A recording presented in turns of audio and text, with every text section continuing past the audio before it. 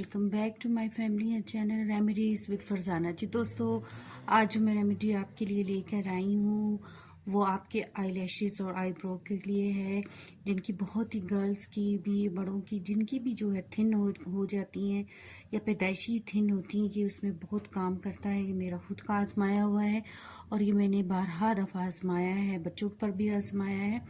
तो जिन भी गर्ल्स की आई लैशेज़ थिन है और आईब्रोज थिन है, कि उसमें आपको 15 डेज़ में काम करेगा। तो ये ज़रूर आप आजमाइएगा और इसका इस्तेमाल आपने 15 दिन के बाद आपने इसका रिज़ल्ट देखना है कि ये कितनी अच्छी ग्रोथ इनकी होगी। तो आजमाई शर्त है कि अगर आप इसको आजमाएं, 15 दिन मेरे कहने पर आप आजमाएं, तो आपकी आईब्रोज जो बहुत ही ज़्यादा कम बाल होते और वो अच्छे भी नहीं लगते और गर्ल्स की लैशेज़ भी पतली होती हैं। तो मैं आपके लिए ये उसके लिए आज ये रेमेडी लेकर आई हूँ जी। दोस्तों, इसमें जो चीज़ें डलेंगी वो बहुत ही कम, दो इंग्रेडिएंट्स, दो ऑयल हैं। ये ऑलिव ऑयल है, ये आप देख सकते हैं। ये एक्स्ट्रा वर्जिन ऑलिव ऑयल है, जो किसी भी अच्छी कंपनी का आप ले लें तो एक्स्ट्रा वर्जिन होना चाहिए, क्योंकि आईब्रोज का और आँख का काम है। तो अच्छा वाला ऑयल, जैतून का तेल जो ऑलिव ऑयल होता है, वो हम इसमें यूज़ करेंगे।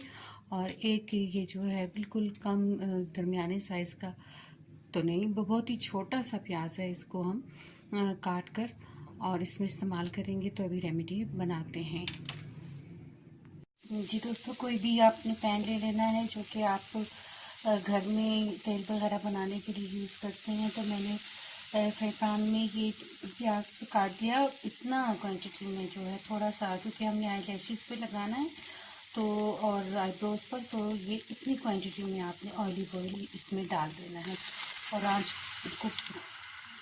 आँच को बहुत ही कम आँच पे हमने इसको पकाना है। बहुत ही हल्की आँच पे सिर्फ इसको हल्का सा ब्राउन हम करेंगे जी। दोस्तों, ये देखिए, मैं इसको, ये बन रहा है, बिल्कुल स्लो आँच पे मैंने इसको रखा हुआ है और चम्मच के साथ मैं इसको उलट पुलट कर रही हूँ। आपने इसी तरह थोड़ी थोड़ी देर के बाद इसे जो है हर तरफ से पकाना है इसी ऑयल में।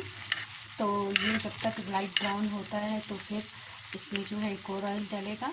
तो जब तक ये लाइट ब्राउन होता है फिर इसमें दूसरा ऑयल डालेंगे जी। दोस्तों, देखिए, ये जो है इतना ही हमने इसको करना है। तकरीबन मैं इसको 15 मिनट से पका रही हूँ और ये बस ये इतना ही करना है, इसको सिर्फ इससे ज़्यादा नहीं करना।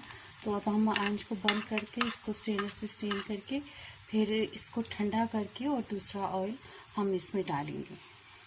तो आंच को हम बंद कर देते हैं और इसको जो है स्ट्रेन कर जी। दोस्तों, देखिए, ये जो है ये तेल बन के तैयार हुआ था, जो मैंने इसको स्ट्रेन किया और ये ठंडा हो गया। ये तकरीबन 2 टेबल स्पून के जितना है। और जो चीज़ हमने इसमें दूसरा तेल ऑयल करना है, जब ये ठंडा हो जाए, जो कि आई लैशेज़ के लिए और आईब्रोज के लिए बहुत अच्छा है। जैतून का तेल भी बहुत अच्छा है और प्याज के साथ जब ये पक गया है तो ये बहुत ही, इसमें जो है प्याज का सारा एक्सट्रैक्ट जो सारा है पकने के साथ उसमें इसकी सारी अफादियत आ गई।